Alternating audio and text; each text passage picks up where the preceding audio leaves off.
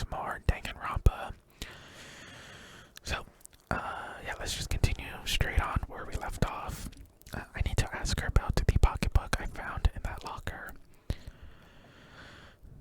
If I don't do it now... Oh, she did close it. Okay. Alright, let's talk to her. Hey, Kyoko. I did have one last thing. I know I shouldn't, but I feel like I have to ask. Go ahead then, out with it. Have you really not seen your dad even once since he got here? What? What do you mean? Well, you know, all those lockers on the second floor of the dorms. I do, yes.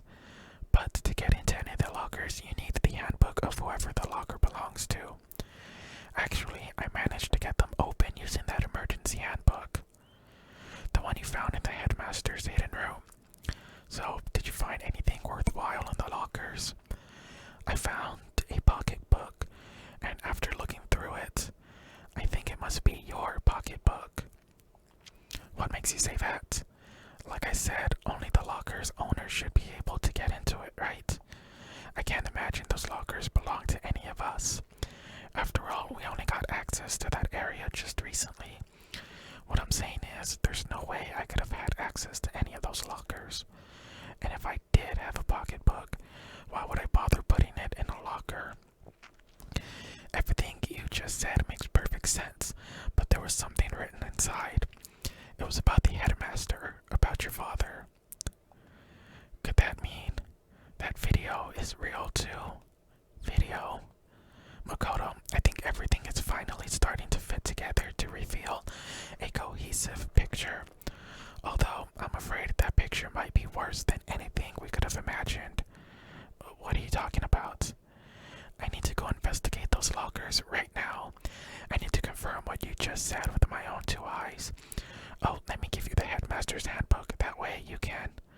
That won't be necessary. If I'm right about this, I shouldn't have any problem opening the locker with my own handbook. After all, it would seem that it's my locker. Your locker. If you watch this, it'll all make sense. Urgent interviews, a DVD, and it says class number 78 urgent interviews. I found it in that hidden room after you left. I don't have time to explain exactly what I think it means, so just watch it and see for yourself. I think you'll realize exactly what it means. You'll understand why you found my pocketbook in a place none of us have ever seen before. None of this makes sense right now, but I guess that means there's some important clue on this DVD. Alright. Oh, and now it's my turn. Do you have a second to listen to me ramble? Ramble. So, as it turns out, the arrangements I'd made didn't stick. What I mean is, I'm less and less sure of everything, even my own feelings. You're talking about your dad, right? I can never find the answers to the questions I wanted to ask for the rest of my life, and all because of the mastermind. But there's one thing I am sure of. When it comes to the mastermind, there's no room in my heart for forgiveness. I swore to destroy the mastermind. This is just one more reason to follow through on that. Kyoko's eyes burned with the fire of determination. The determination to defeat the mastermind. It's strange to be confronted with his death and suddenly feel this way. I couldn't care less if my father had found happiness. So why is it? Why does it bother me so much to know how he suffered? It's ridiculous. There's just no understanding it, I guess. She let out a small laugh as she said it, but her smile was filled with sorrow. So that's it for my rambling. There's still so much to do before I can consider my task complete. Yeah, you're right. But to keep this in mind, there's only ever one absolute truth. Whether that truth serves justice or suffering, whether it's the greatest truth or the worst. What do you mean?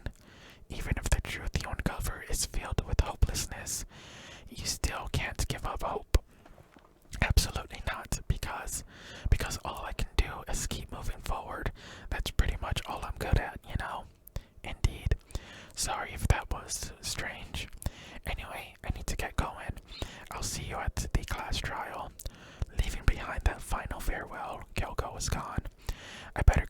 myself. I got that DVD from Kyoko. I should head to the AV room to check it out. Kyoko said something about hopeless truth, but no matter what happens, I won't lose hope. Even if it's the worst truth in the world, I can't afford to lose.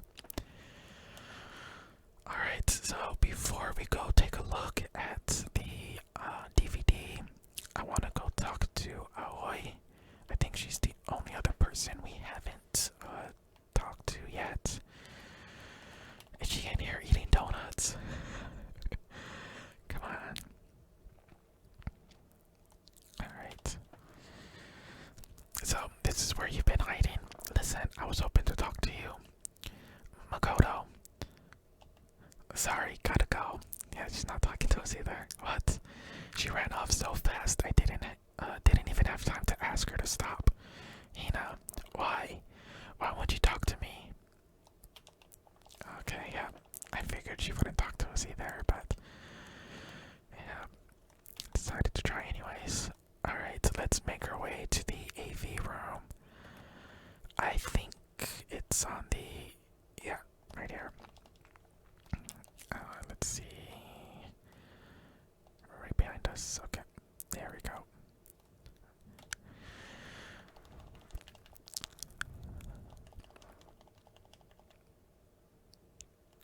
Okay, can we use this? This should be able to play DVDs just fine. Well then, I'd better take a look. I took the DVD Kyoko gave me and put it in the player. It said that it was playing, but nothing appeared on screen. I stared into the black of the monitor. It must have only been a few seconds, but to me it felt like an eternity. And then, all of a sudden, an image appeared. Oh, it's appearing. Oh, Sayaka. Sayaka. It took me by total surprise. I hadn't seen Sayaka in who knows how long. And there she was. Okay then, are you ready to begin? The voice I heard was of the man positioned on one side of the screen. It was the voice of a middle-aged man. Was that Kyoko's father? Maybe? I don't know. I do apologize, but I hope you don't mind if I record our conversation. I'm a little slow, you know. I never really got to the hang of taking notes while having a conversation. It sounded like I was trying to make a joke, but Sayaka's tense face didn't move a single millimeter. So this video is meant to serve as a kind of contract substitute. It's not that I don't trust you guys, it's more like insurance. So please don't worry too much. Now then, let me get straight to the point. There's a chance that you may have to spend the rest of your life here in the school. Can you accept that? You want me to accept that? Sayaka was obviously at a total loss. It made total sense. Who would agree to spending the rest of your life in the school? I accept. What? Thank you, and I'm sorry about all this. Well, I can promise you that I will do everything in my power to keep you safe. As the headmaster of Hope's Peak Academy, I give you my word. Yeah, Kyoko's father. As if on cue, that's where the video cut off. There was a lot I hadn't understood up till now, but this, only this, I simply couldn't comprehend what I'd heard, because I know how much Sayaka wanted to get out of here. I know how much she wanted to escape and pursue her dreams with her friends again. She wanted that so bad, she tried to frame me for murder. So why? Why would she say yes to living here for the rest of her life? As I sat there thinking about it, I noticed a sudden light. On the monitor, the video that I thought was finished flashed back on screen. Is it gonna play one for everyone? My eyes started back to the screen. And if I was confused before, what I saw next pushed me right over the edge. Oh, that's me. What I saw was me. Impossibly, undeniably me. So, Makoto, before we begin, I should let you know that I'll be recording our conversation. Yes. Me and the headmaster were looking at each other. He and I were having what seemed like a fairly normal conversation, but the I in the here and now, had absolutely no memory of it. headmaster, much less sitting down to talk to him like this. Now, shall we get straight to the point? Makoto, there's a chance you may have to spend the rest of your life here in this school. Can you accept that? Yes. This can't be real. I said yes. I'm sorry I'm putting you through all this. Well, I mean, we don't have much of a choice, do we? But I promise that as long as you're in this school, I will do everything I can to protect you. As the headmaster of Hope's Peak Academy, that's the very least I can do for you. What the hell? Once again, the video cut out. From there, the video repeated the same scene again and again with the others. Byakuya. Toko. Hina. Everyone. They all said that they agreed to live in this school forever. And then Kyoko. Her interview with him had been recorded just as clearly. Without a doubt, she had met him.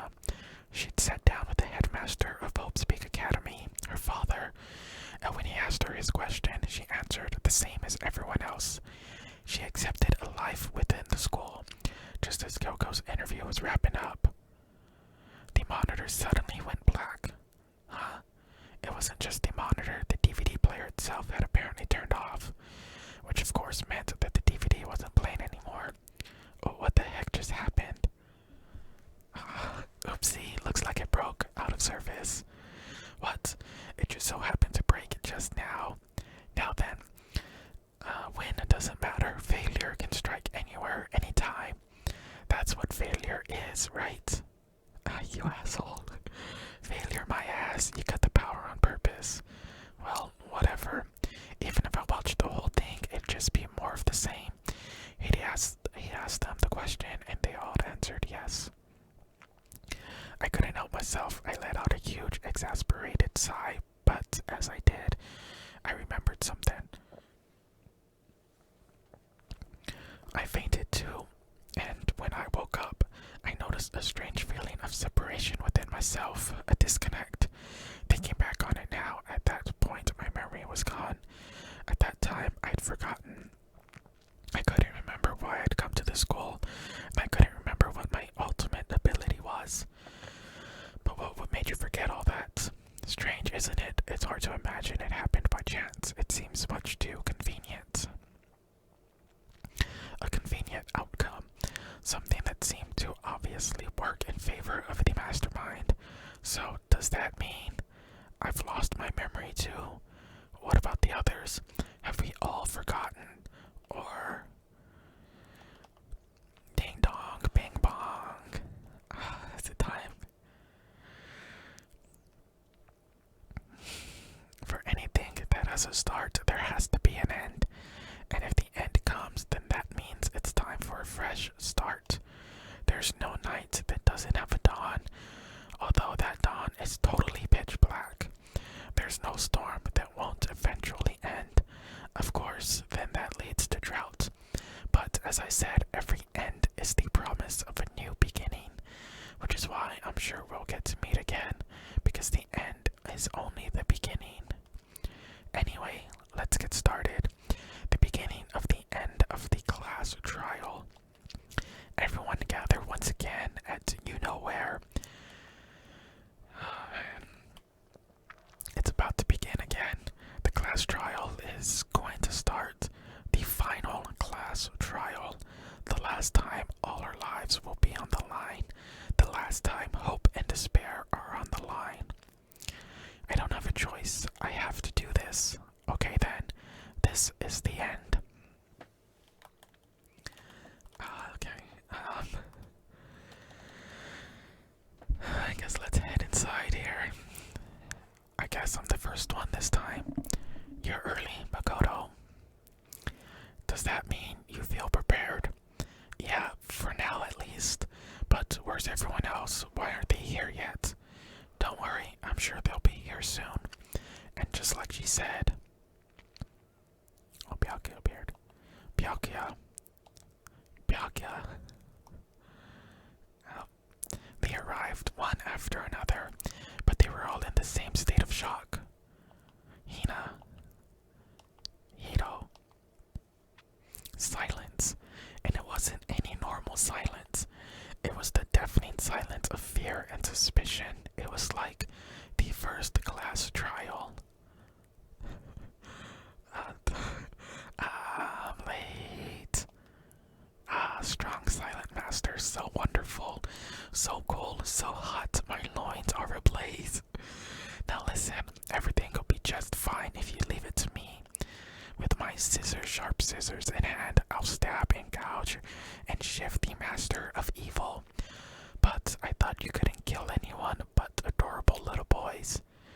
If it's what master wants, it can be boy, girl, or anything in between. I can handle it. Achoo. Where am I? No human language can describe the disappointment I'm feeling right now. Is everyone here? Oh, and wearing our gloomy Gus faces, I see. Okay, well then, let's begin. This final class trial is gonna be slathered in pitch black despair, climaximum sorrow. You're right, this is the final class trial, and this time it'll be fair. What do you mean, this time? Stop with all the slander. I'm a bear in good standing, you know. If there was a Mr. Fair Guy Universe contest, I take home the tiara every year. I'm gonna win this game super fair and square, and I'll make sure everyone watching at home knows that despair is mightier than the hope. Enough of your tedious drivel. Begin the trial already. Sure. Let's begin the trial already. I'll be waiting for you down below, so don't try and run away. Laughing as loud as ever, Monokuma disappeared. Whatever. This will be over in no time. With an inexplicable confidence, Byakuya was the first into the elevator. One by one, the others followed. I'm not gonna be able to talk to him. Okay. Nobody made eye contact. Nobody said a word. They just disappeared into the elevator. They're all acting odd, like they're paranoid, suspicious of each other. But you know why that is, don't you? Yeah, I think so. Well, you can tell us all about it soon, at the class trial. You're right, I'm ready. Ready to win, right? Of course. I'm glad to hear you say that. And then Kyoko was aboard the elevator. Alright, and that's gonna be the end of this video. So, like before, between episodes, I will go through the evidence, try to kind of put together a theory or something, but yeah, I'm not too sure how exactly this trial is gonna work and kind of play out, so I'm not really too sure how prepared I can be. I feel like I'm already as prepared as I can be, but just in case, between episodes, I will just kind of go through this evidence on my own, just try to figure stuff out, and then in the next episode, I will just kind of tell you what I'm thinking. We'll go over the evidence and start the final class trial, apparently. So, yeah, this video is a little bit shorter